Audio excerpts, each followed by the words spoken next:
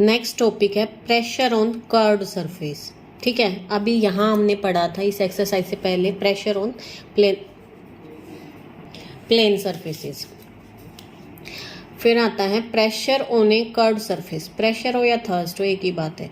When A curve surface is in contact with a liquid, जब एक curved surface है contact में आता है लिक्विड के में, the direction of thrust on every element of surface is normal to the surface. उस body, मान लो ये हेमिस्फीयर है, ये या फिर जो सरफेस पे हमने नॉर्मल ड्रॉ किया है वो the would not be necessarily in the same direction। Same direction में ये ज़रूरी नहीं है। thus the sum of thrust on various element would not give the resultant thrust। तो हर पॉइंट पे जो थर्स्ट है वो हमारा रिजल्ट नहीं देगा। however these thrusts can be reduced to a strong system containing a force and a couple। in case of curved surface we find the resultant thrust by using the measure of resultant vertical thrust and resultant horizontal। तो हमें क्या करना पड़ेगा, अब देखो बेटा ये body emerge की है, अब यहाँ पे थर्स्ट है तो यहाँ से हाइट देखो सरफेस से अलग है, तो ये यही कह रहा है कि हर पार्टिकल का इक्वल होगा ये ज़रूरी नहीं है और वो रिजल्टेंट देगा। तो हम उस केस में हॉरिजॉन्टल और वर्टिकल थर्स्ट निकालेंगे। पहले हम इस एक्सरसाइज में वर्टिकल थर्स्ट पढ़ेंगे, फिर हम हॉरिजॉन्टल पढ़ेंगे। अब आता है रिजल्टेंट वर्टिकल थर्स्ट क्या होता है। We have already noted that in case of curved surface the thrust on various element of surface are not parallel.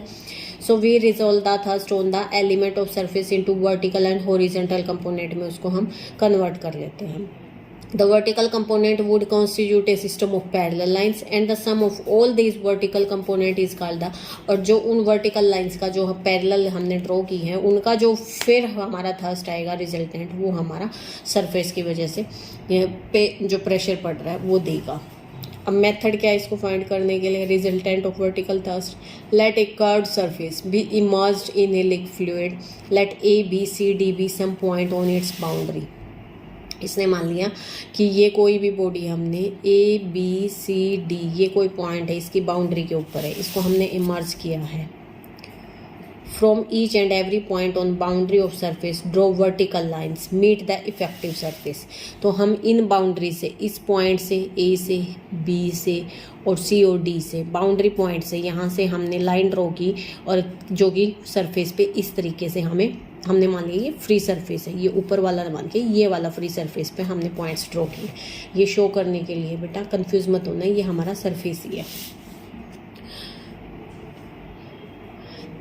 अब ये वर्टिकल लाइंस देखो क्या बना रही हैं, अब ये क्या दिख रहा है आपको, ये सिलेंडर बना रहा है, तो ये वर्टिकल लाइन क्या बना रही हैं, सिलेंडर बना रही हैं। To fluid which rest on the given curved surface the fluid in the this cylinder is called the super. अब इस सिलेंडर के अंदर जो फ्लूइड भरा हुआ उसको सुपर इनक्यूबिमेंट लिक्विड बोलेंगे, सुपर इनक्यूबिमेंट फ्लूइड कहलाएगा वो। The super incumbent fluid is in equilibrium under the following vertical. अब ये जो फ्लूइड है ना वो इक्विलिब्रियम में कब होगा, जब हमारे पास दो तरीके के फोर्स एक्ट करेंगे। एक तो क्या है वेट ऑफ द इस फ्लूइड का एक्टिंग वर्टिकली डाउनवर्ड, दूसरा the vertical component of reaction of the vertical curved surface acting vertically upward. तो जो ये कर्व्ड सरफेस है, ये जो कर्व्ड सरफेस है इसका थ्रस्ट वर्टिकल कंपोनेंट का किस पे, जो हम सरफेस पे लगा रहे हैं कौन सी डायरेक्शन में, अपवर्ड डायरेक्शन में। एक तो इसके अंदर नीचे वाली डायरेक्शन में, एक हमारा वर्टिकल डायरेक्शन में। इसीलिए the resultant vertical thrust equal the weight of, इसलिए जो रिजल्टेंट वर्टिकल थर्स्ट होगा ना, जो वर्टिकल थर्स्ट अपवर्ड डायरेक्शन है वो किसके इक्वल हो जाएगा, हमारा सुपर इनक्यूबमेंट फ्लूइड। मतलब इसके अंदर हमारा कितना फ्लूइड भरा हुआ है through the centroid of the fluid, इसके सेंट्रोइड से निकाल के। एग्जाम्पल देख लेते हैं। Find the resultant vertical thrust on lower half curved surface of cylindrical pipe of length h। इसकी लेंथ h है, रेडियस r है, when the pipe is full. हमें क्या निकालना, find the resultant vertical thrust on lower half पूरा cylinder हमने अंदर emerge किया और हमें लोअर हाफ, इसको बीच में से जब कट किए तो ये लोअर हाफ बचा है, इस पे हमें थर्स्ट निकालना है। तो हमने मान लिया A B C D be the cross sectional ABCD with the horizontal cross section of the pipe. अब resultant vertical thrust on lower half पे, यानी ये जो कर्व्ड सरफेस बच गया ना, ये इस पे क्या होगा, किसके इक्वल होगा, वेट ऑफ लिक्विड इस लोअर हाफ पोर्शन में जितना लिक्विड है, यानी equal to weight of liquid content in lower half, plus में एक चीज़ और, जब हम चोक होता है या कुछ और होता है, मान लो ये गोलाई में है, इसको अगर हम ऐसे कट करते हैं सिलेंडर को, तो एक प्लेन सरफेस भी तो बनता है, तो उसके ऊपर भी तो प्रेशर थर्स्ट होगा ना, तो वो क्या है, wait of liquid contain in cuboid. कौन से क्यूबॉइड में, ABCD। अब ये क्यों लिया, आप ये कंफ्यूज मत होना कि ये क्यों लिया, क्योंकि इसका प्रेशर इस सरफेस पे आ रहा है, तो पूरा क्यूबॉइड ही हमें लेना पड़ेगा ना ऊपर वाला। तो ये कौन सा cuboid, ABCD, A', B', C', D'। ये पिक्चर को एक बार ध्यान से देखने लेना, ठीक है। तो ये क्या आ गया हमारा, ये किसके इक्वल आ गया, वेट ऑफ लिक्विड कंटेंट।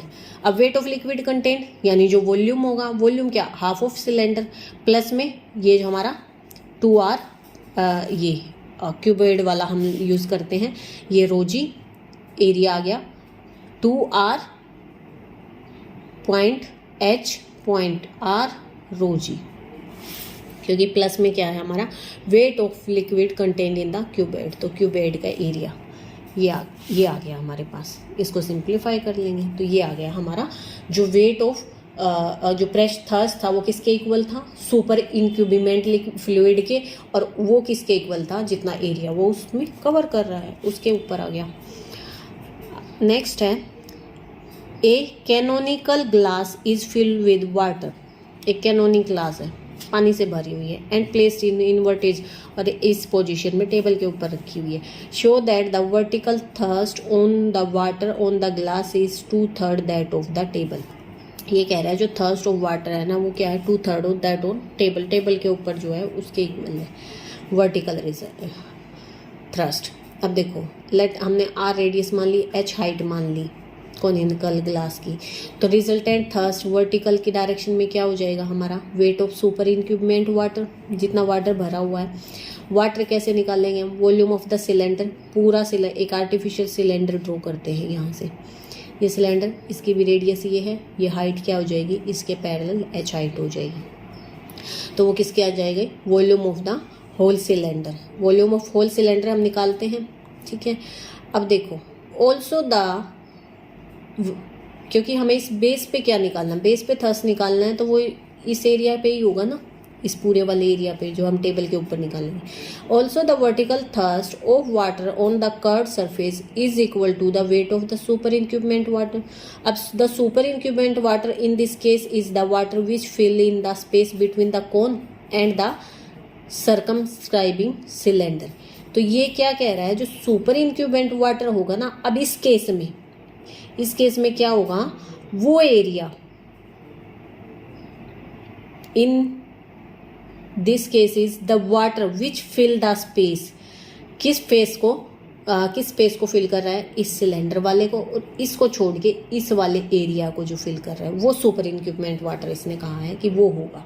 तो रिजल्टेंट क्या हो जाएगा, पूरा सिलेंडर का माइनस कोन का निकालेंगे तो ये वाला आ जाएगा, तो पूरा सिलेंडर का πr²h, कोन का हमारा 1/3 πr²h, रो जी आ गया, ये आ गया। अब ये क्या है, 2/3 of the resultant thrust on the table के ऊपर जो रिजल्टेंट थर्स्ट हमारा निकला था ना, ये वाला, इसका 2/3 ये है ना, तो ये आ गया हमारा।